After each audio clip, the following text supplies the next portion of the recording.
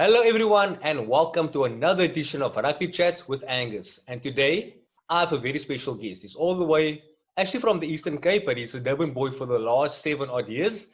He's none other than Lubabalo, Tera, Mtembu. Tera, welcome to the show. How's it, Angus? Thank you. Thank you for having I actually wanted to ask you, I was never sure about this, but I've heard a rumor, but I want to confirm it with you. Where does the nickname Tera come from? me. I got it. I think it was on grade five. I was I was very quiet and to myself, and I was bigger than everyone else. And I only started opening up when I got older. So from like 12, 13 years old, and basically, cut a long story short, I used to be a bully, and Oh. when I started playing rugby, and that's how it used to be spelled like the terror with Terror, and then I obviously matured as I got older, and then I changed it to Tera. It just sounds more appealing. Oh, that's cool. And I've heard this sort of saying before that rugby is just a game for 30 bullies to get it on with each other. So maybe you chose the right profession after all, eh? That's true. Yeah, look, so you started your career at Border as a youngster, and then you went on to the Sharks. You were a junior there for a year before you became a senior in 2011. How did that move come about to go to the Sharks? You know, because there's a lot of guys from the Eastern Cape, you know, like Lucanio, some teammates of yours that are at the Sharks as well. How did the move come from the Eastern Cape down to or up to Durban actually? So I participated in the Kersney Festival in 2008 for the first time when I was in grade 11. And so it was actually the year I changed from center to eighth man. Oh, And because I played center since under 10, and then we changed in 2008 when I was 18. So there I got the forward of the tournament, or I was meant to get the forward of the tournament, and the award was a bursary at the Sharks Academy for the following year. And so because I was in grade 11, they said I couldn't get so they actually announced it, and like I'd won forward of the tournament, but you can't give it to you because you're in grade 11. So they gave it to someone else, another was forward who was there. And instead, I think it was just before Craven Week that year, then I got a junior contract at the Sharks. So I signed that, and yeah, I played Craven Week for Border for 2 years. And then I joined the Sharks Academy and the junior sides in 2010. oh, that's awesome, man. Mm. And in 2014, you were actually the captain of the Sharks for the Currie Cup team. Actually, the first black captain, as far as I know, for the Sharks team. And at that point, you were quite at a high in your career. But then, between 2014 and 2017 or 2018, you had quite a bad run of injuries. How did you manage to actually stay positive? You know, with I think it was your knee, if I remember correctly, that you had all that niggles with. How did you manage to stay positive in that time period? Because I mean, it must have been very frustrating for you. Mm. I find that a very hard question to answer at the moment. Um, I guess it's easy to talk now because I'm over that slump. And it's a combination of a lot of things. Because I mean, you actually hit the nail on the head from 2014 to 2018. So I had 7 knee ops, Wow. um, six on the one and one on the other one. And I think the first three happened in a very short space of time, and they weren't like long term. And then the fourth one was like a long term one. And one of the reasons I think someone here at the Sharks mentioned to me after the third one, and he said, if you think your situation is bad, after you're up tomorrow or the next day, just take a walk to the ICU ward, and have a look at people around there, and then see if your situation is really that bad. Yeah. Which I took a lot, which made basically put life in perspective. And another thing was I I I I I knew what my purpose was at a very young age. Why I'm here in Durban, why the Lord put me here in Durban, and I came here for a reason. And I, at any given point, I never saw the end of my destination, which I still don't. I'm going to get to a destination, and I'm going through a journey, and it was never ever going to be easy. Um, I'm, I believe that I'm gonna achieve what I'm meant to achieve if it's God willing, and I'm gonna do whatever it takes to get there. So the last, I wish you were there. Like the last three knee ups, I wish you'd seen me every single time afterwards. You'd swear I'm not injured because at the back of my mind, I just know that there's a destination I need to get to, and this is just part of the journey, and this is a fight that is only meant for me, and I'm going to get through this. It's going to be worth it at the end. During that whole process, it's the hardest, darkest place you could ever be in. Like I said, now that I'm talking, I mean, it's easy to talk now, but it is so hard. But always reminding myself why I'm here and why I chose to do what I do, and remembering my purpose, that my purpose here in Durban has given me the drive to always or try and overcome and become even better, or become the best version of myself at that time I can be. I hope that makes sense. It does. And that's very remarkable, Tera, because a lot of people actually, they don't have that mental strength to actually overcome such barriers.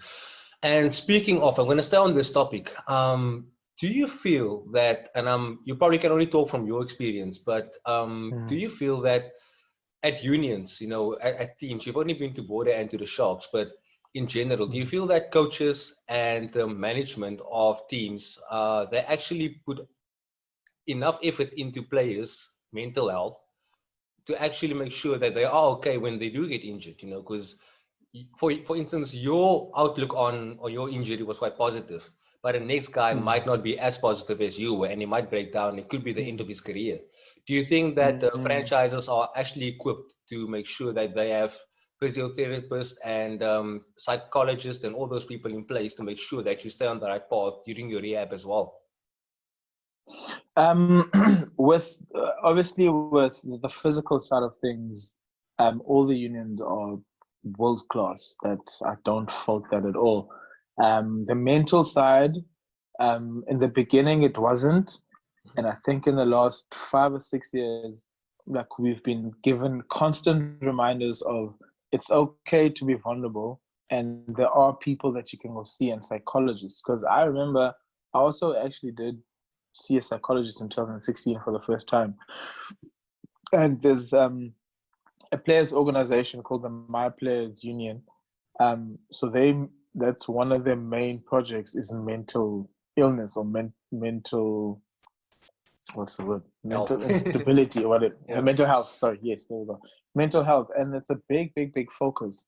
Nowadays, we've seen rugby players that have finished, whether it's from retirement or through injury, struggle to get out of this bubble that we've been in for 10 years, and to actually hit the real world is really tough.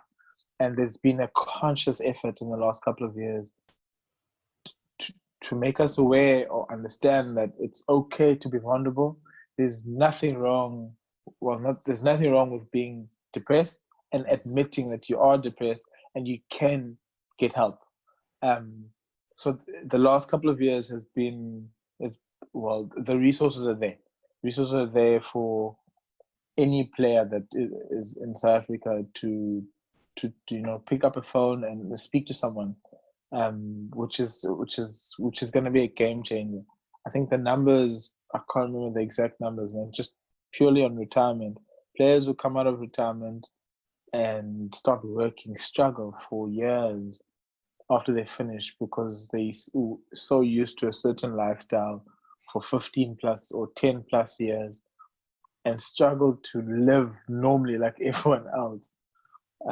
So yeah, to answer your question, yeah, there is a big effort in mental health, or it is a big focus across the board with injuries, um, and and retirement. Because from an injury point of view, I mean, there's only so much a coach can do for you because he's got a team that he needs to worry about. Even though he worries about all his players, he's got a team that needs to win on the weekend, unfortunately.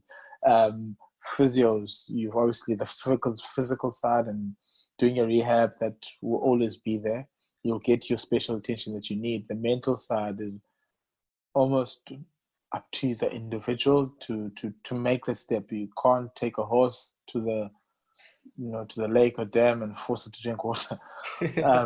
So it's up to it'll be up to the individual to take that step, and it's hard. It's not easy at all. As a man to admit that you have a problem, and I speak for everyone across the board. It's not, but you just need that kick or something to realize that it's okay to be vulnerable and it's okay to not be okay. Yeah, there's been always this thing of, when it comes to rugby players, big boys don't cry. And it's a kind of, you can say, toxic stigma that's been going around for years. And it's actually good that we are basically tackling this problem now.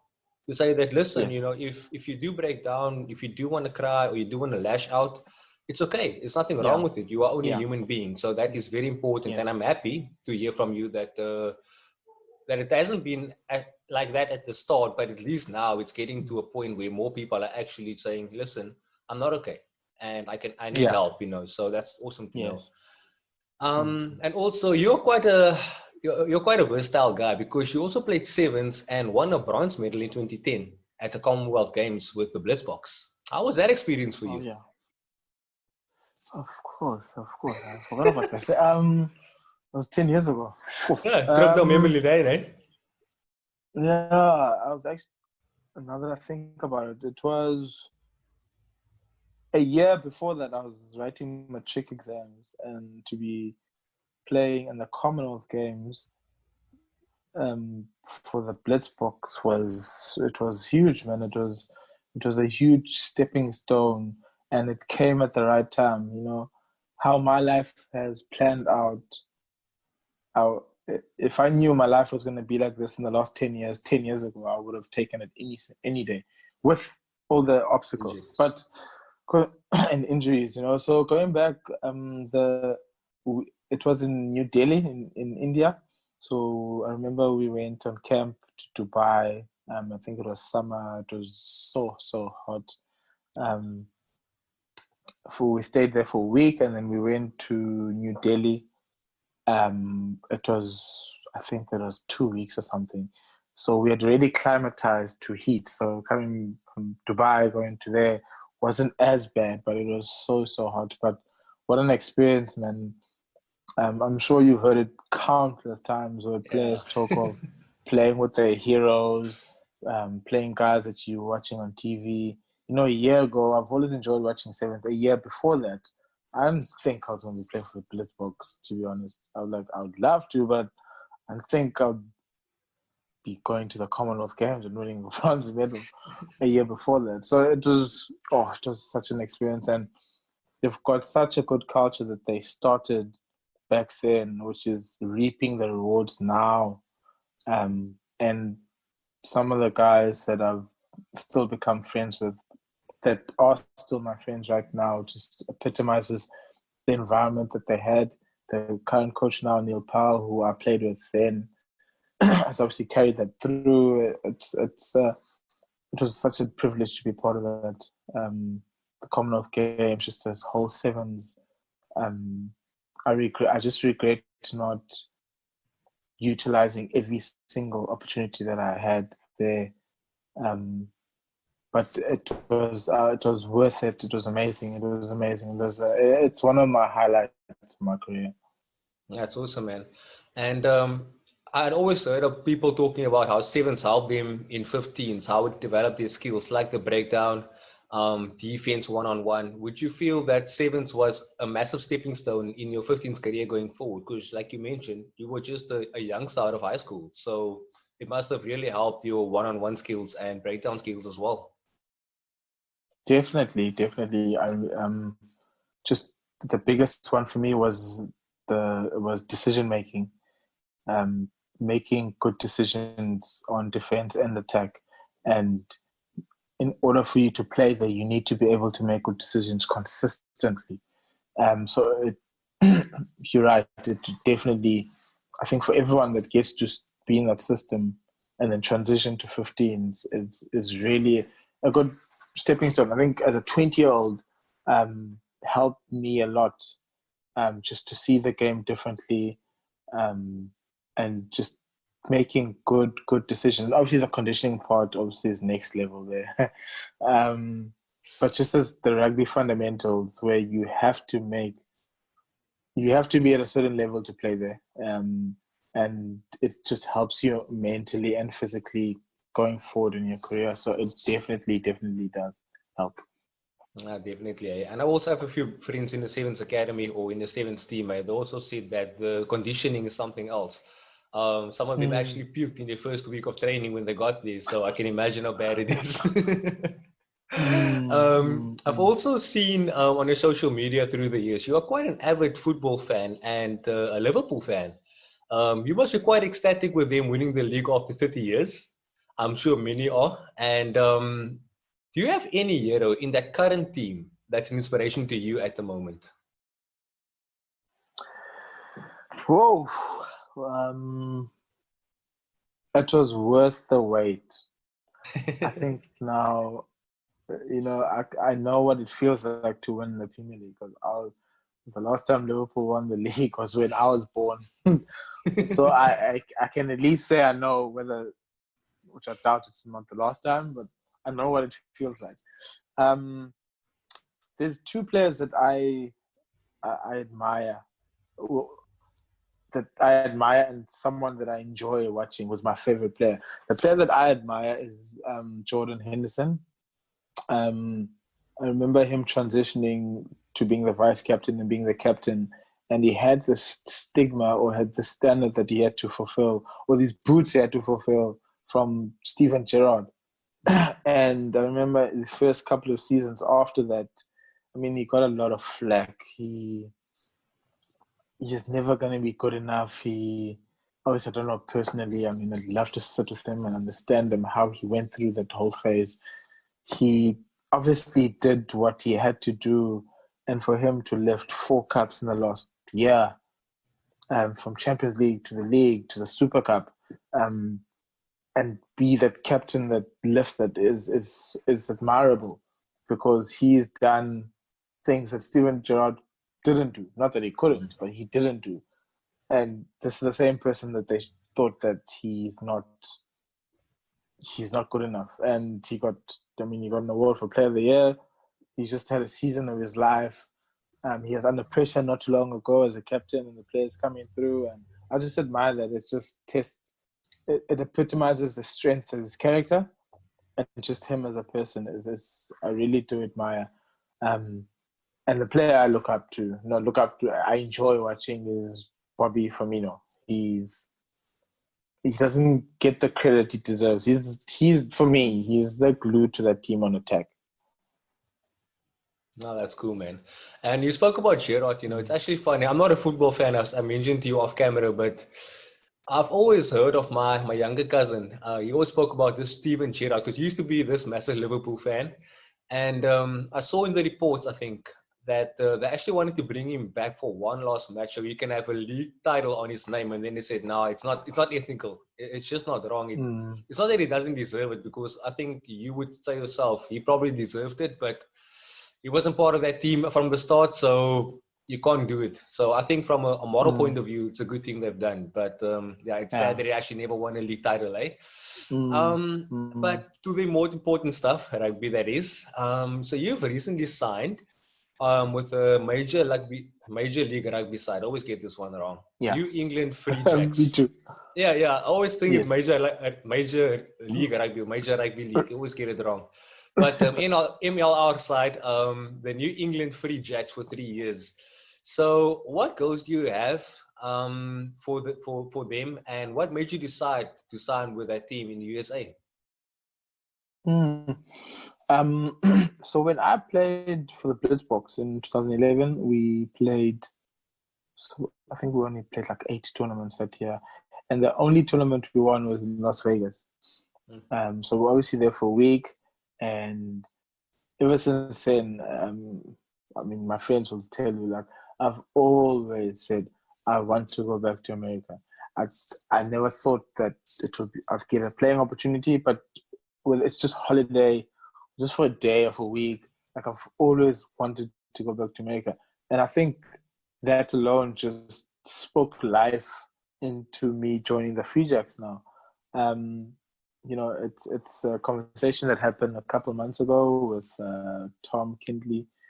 Actually, if you don't mind, I'll tell you the story. I was with a friend of mine who was in Maritzburg, and he Uzola Mazwi, and then he came to my house. We played FIFA for jeepers a whole day.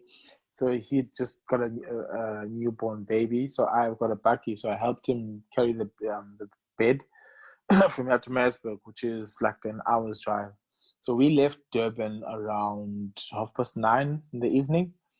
It's not a good road, it really isn't. So I drove down because I'd committed to doing this, and then we stopped at their friends because he just loves people. He's a social butterfly. I stopped at his friends. We stayed there for like 30 minutes, and his friend was like, "Listen, my company goes to Maritzburg every day. You can leave the bed and you don't have to drive." And I was like, "No, I've committed to this. I'm going." So off we go. I get to his place around 10:30 in the evening. Drop the bed off and he's like, "Come on and sleep over." I'm like, no, I'm not sleeping here. I'm driving home. I want to sleep in my bed. And then he's like, "Okay, at least have supper." I said, "No, we had food earlier. I'm full." Then he said, so he guilt tripped me. He said, "Dude, my wife cooked. Now the food's gonna go to waste." So I had to sit and we had dinner. And so we were obviously talking, started getting deep. I mean, one of my good friends. And I was like, I'd love, at the moment right now, I'm feeling like I'd love to have an opportunity to play overseas. I mean, I'm 29, I'm in my last chapter of my rugby career. I don't know how long that'll be. Playing abroad would be something to look at. And then he had a few contacts, and then he had the contact to Tom Kindley, who's the high performance analysis at the Free Jacks, and he put me in contact with him. We spoke within a day, and both parties were interested. And then I connected him with my agent Kevin Jones at Esportif, and yeah, man, the rest was history. The MR Major Rugby League, yes. So it's I believe as a sleeping giant. It's gonna pick up and compete with the Europes in the next couple of years, and I wanted to be part of that. I believe I haven't fulfilled my potential, to be honest with you, and it's gonna be something different, an environment I'm not used to, having to prove myself again that I can still play, that I'm good enough, and I'm just so excited as if I signed my first contract back in 2008. Just play rugby, add value where I can, and learn. I believe you never stop learning as a person, not only as a rugby player.